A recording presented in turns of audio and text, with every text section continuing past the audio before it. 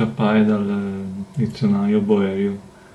Le parole che vado a trattare ancora si riferisse ad monete che leggera ai tempi veneti. Una se è da quindese, diciamo.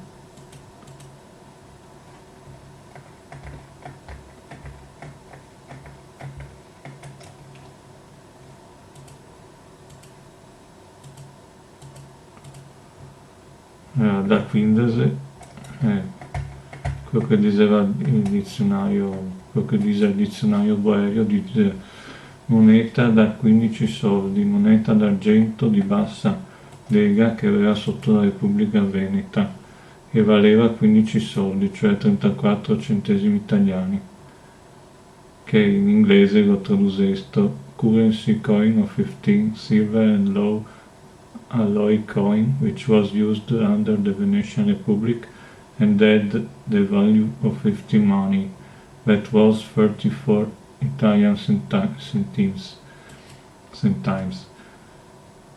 In francese, pièce de monnaie de 15, pièce d'argent est faiblement alliée utilisée sous la République de Venise et valant 15 dollars, soit 34 centimi italiani. E poi magari sono altre traduzioni. La stessa cosa si può trovare anche su altri dizionari, ad esempio il dizionario veneziano-italiano di Ermolao Paoletti del 1851, anche se sta cosa qua. E altre cose, un'altra valuta, diciamo, che andremo a trattare da diese. Da 10, mezza lira veneta, che era rappresentata da una monetina di bassa lega d'argento, così nominata dal valore di soldi 10 veneti, ossia di italiani centesimi 25.